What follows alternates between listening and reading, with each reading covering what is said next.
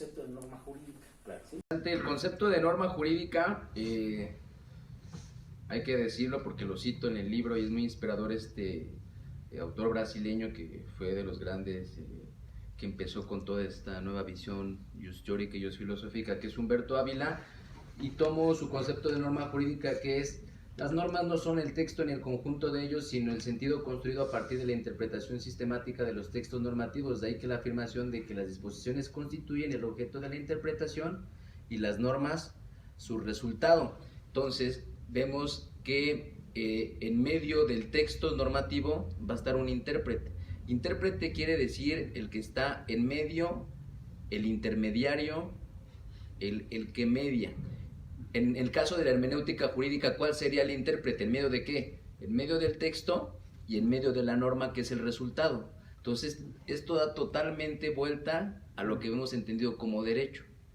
Precisamente a toda nuestra enseñanza como derecho le da vuelta a esta nueva interpretación o esta nueva construcción de norma jurídica, porque siempre nos habían dicho que la norma jurídica era el resultado de la lectura que se hiciera de los códigos, pero no, aquí se está diciendo que sí tiene incidencia el intérprete, que sí tiene esa facultad de creación, pero que a su mismo tiempo, con lo va a poder ver el lector, al mismo tiempo tiene facultad de creación, pero también de entendimiento o de objetivización o cognoscibilidad en el derecho, a diferencia de mi postura con la del neoconstitucionalismo. Entonces, el intérprete va a tener esa doble función. Por una parte es constructor, pero también por otra parte es simplemente un sujeto, digámoslo así, pasivo, que simple y sencillamente sigue la cognoscibilidad de la norma jurídica, lo que siempre hemos conocido como silogismo jurídico. ¿Okay?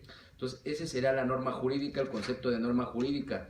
Me dirían, bueno, ¿y se ha aplicado tu concepto de norma jurídica en la praxis jurídica mexicana? Pues sí, dicho en temas muy relevantes para nuestro sistema jurídico mexicano. El primer ejemplo es la jurisprudencia dictada el diciembre de 2014 por el Pleno de la Suprema Corte, que dice: jurisprudencia de la Suprema Corte de Justicia de la Nación no es susceptible de someterse a control de constitucionalidad y convencionalidad ex oficio por órganos jurisdiccionales de menor jerarquía. En este asunto la Suprema Corte utiliza este concepto de norma jurídica para concluir que su jurisprudencia no puede ser sometida por un juez de primera instancia a control de constitucionalidad o convencionalidad. Imaginemos la inseguridad jurídica de que cualquier juzgador de primera instancia pueda someter a control de convencionalidad una decisión del Pleno de la Suprema Corte. Se rompería la escala de valores del derecho, ¿no? La seguridad jurídica. O sea, ¿qué seguridad jurídica ya tienes de que, bueno, dices, bueno, ya es jurisprudencia del Pleno de la Corte, y que de repente te llegue un juez de primera instancia y te diga, no, pues es que nosotros somos muy garantistas y neoconstitucionalistas, y entonces, ¿sabes qué? Pues la Suprema Corte no me interesa, vamos. Bien. Y entonces, con base en esto, ¿tú cómo te consideras? ¿Neoconstitucionalista? No, pues, ahorita si quieren lo tomamos, doctor, pero no, es más bien una crítica al neoconstitucionalismo que se ha llevado en Latinoamérica y en Iberoamérica sobre todo, que es porque tenemos mucha influencia de España, de Alemania, de Inglaterra, pero no, es una nueva visión filosófica. Otro criterio donde se ha tomado este concepto de norma jurídica es en 2014, igual es el Pleno de la Suprema Corte, lo ha tomado textualmente, ustedes pueden irse a la ejecutoria y toma este concepto de la Suprema Corte de norma jurídica. Nada más que volvemos a lo mismo, todos los abogados utilizamos la tesis, las jurisprudencias de la Corte, pero ni siquiera advertimos por qué lo dijo. Es lo que se conoce en el argot cotidiano como el copiar y pegar, ¿no? Sí. Se copia, se pega las tesis, la jurisprudencia, pero no se entiende el por qué, de dónde emanó ese criterio, esa interpretación precisamente. Es que hay un uso y abuso de la jurisprudencia. El siguiente criterio de la Suprema Corte, donde toma precisamente este concepto de norma jurídica, es el que dice de rubro: derechos humanos contenidos en la Constitución y en los tratados internacionales constituyen el parámetro de control de regularidad constitucional, pero cuando en la Constitución hay una restricción expresa al ejercicio de aquellos, se debe estar a lo que establece el texto constitucional. Ahí está. Y de hecho esta jurisprudencia, quien me la regaló fue el ministro Pardo Rebolledo, y me dijo: yo coincido con tu visión, yo tampoco soy neoconstitucionalista, porque ya tenemos una jurisprudencia de la propia Corte donde le estamos pegando al neoconstitucionalismo, donde estamos diciendo que no, los límites a los derechos humanos están establecidos en la propia Constitución. Constitución, claro. ¿Cuáles son esos límites? Pues las reglas que establece el propio texto constitucional. Ahí está. Con esta le pegas completamente al neoconstitucionalismo y no da ni el primer paso para avanzar como teoría importante en el derecho. ¿Ok? Tercera, es la de la primera sala de la jurisprudencia de la Suprema Corte y dice: dignidad humana constituye una norma jurídica que consagra un derecho fundamental a favor de las personas y no una simple declaración ética. Lo mismo, aquí toma el concepto de norma jurídica de la Corte y establece los alcances y límites de lo que se conoce como dignidad humana. Bien. Para no llegar a un neoconstitucionalismo. Y ahí está, estos criterios son importantes, nada más por citar 3, pero ha citado bastantes la Suprema Corte en esta 10ª época, donde precisamente es muy semejante a mi concepto de norma jurídica y a mi nueva visión filosófica y teórica. Eso quiere decir que la Corte entonces también... Y en todos esos ha contribuido el ministro Pardo Rebolledo para la construcción de estas jurisprudencias, pues. Hay que decirlo. Bien, entonces la pregunta obligada es, ¿la Corte también está cambiando, haciendo ese giro? Lo que pasa es que el giro neoconstitucionalista nada más fue una idea de algunos académicos. La Corte nunca se fue tan neoconstitucionalista al grado de irse que todos derechos humanos y que en el derecho ya no había ni dogmática, ni había reglas, ni existía todo este tipo de interpretación. Y entonces ya todo el juez era un juez internacional y creativo, ¿no? Claro, lo que decían estos neoconstitucionalistas. No, la Corte jamás se fue a todo este cantar neoconstitucionalismo de derechohumanía. Por eso puso los límites. Por eso puso los límites. Para empezar, el concepto de derechos humanos tiene muchas... es muy reductivo, tiene muchos mensajes incorrectos. Por ejemplo, derechos humanos se piensa que solamente los humanos tienen estos derechos fundamentales, y tuvo que decir la Corte: no, también las personas morales, las personas jurídicas tienen derechos fundamentales siempre y cuando sean conformes a su naturaleza. Sí, recuerdo que en aquel tiempo, cuando surge derechos humanos de la persona moral, hubo una situación de descontento para muchos juristas, claro, y personajes de alto alcance jurídico pues también opinaban son de burla en este tema. Ya cuando se fue clarificando, bueno, pues sí hay una razón el por qué. Claro. El derecho humano no es para la persona moral en sí misma, ¿no? Sino por quienes conforman esa persona moral. Y ahí el mejor concepto por eso sería derechos fundamentales. Ese es uno de los que podemos aquí debatir, pero no tenemos tiempo por debatir por qué es tan reduccionista este concepto de derechos humanos. ¿Por qué se establece así? Porque así lo dice la Constitución, pero ya en la praxis la Corte ha tenido que decir, bueno, esto es lo que se debe, y ha tenido que interpretar. Esta es la correcta interpretación del concepto de derechos humanos. Entonces, en esa interpretación, pues ha variado totalmente esa visión únicamente justnaturalista, digámoslo así, de la palabra derechos humanos.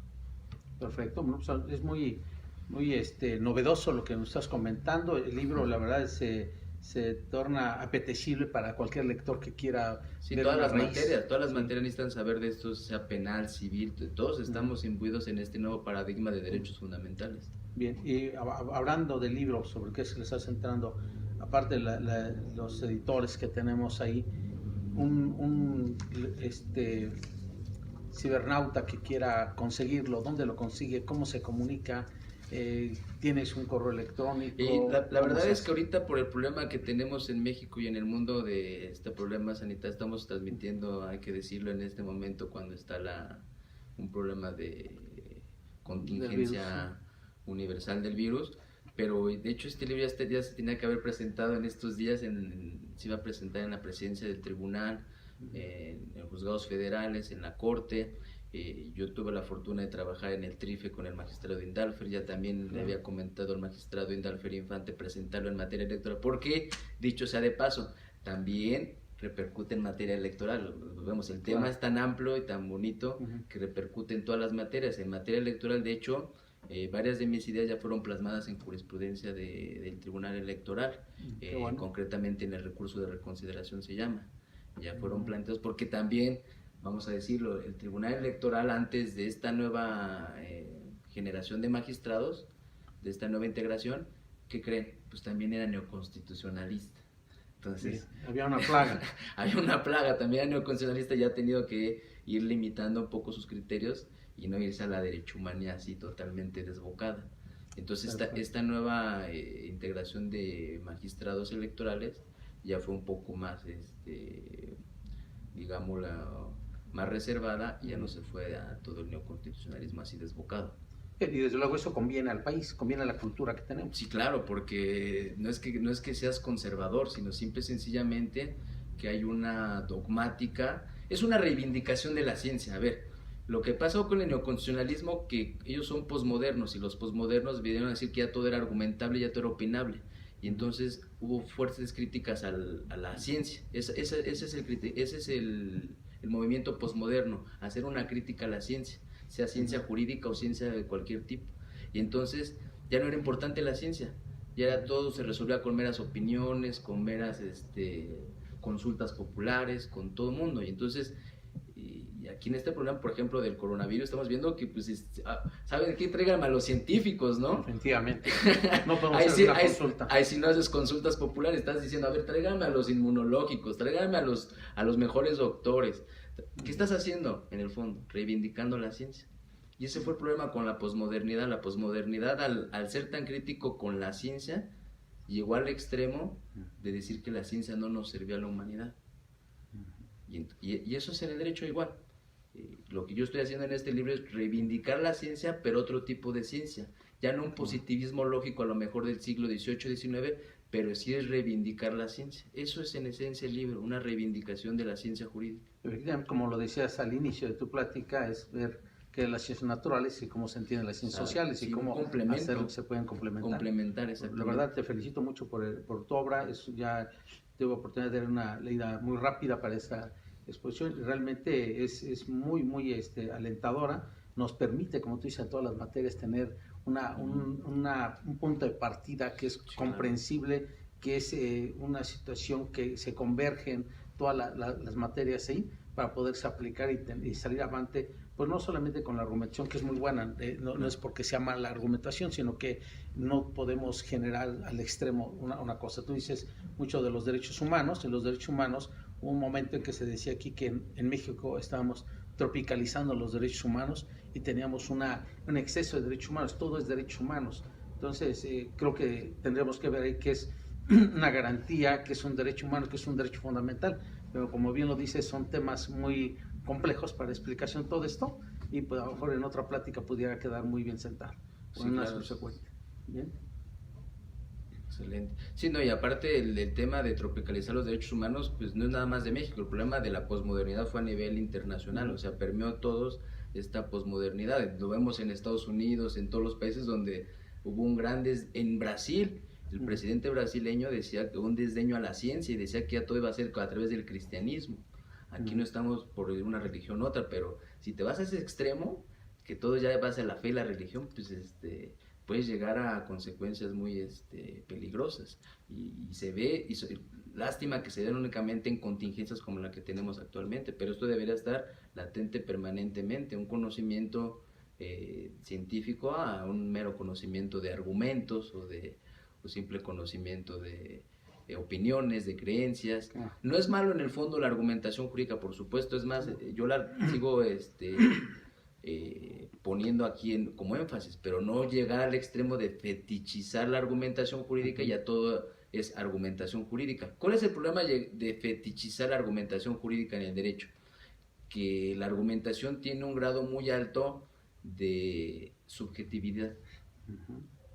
Entonces, por eso es que tanto se ve que, pues el juez de esta entidad tiene este criterio y el juez de otra entidad tiene otro criterio, y entonces cada uno va a tener su propio criterio.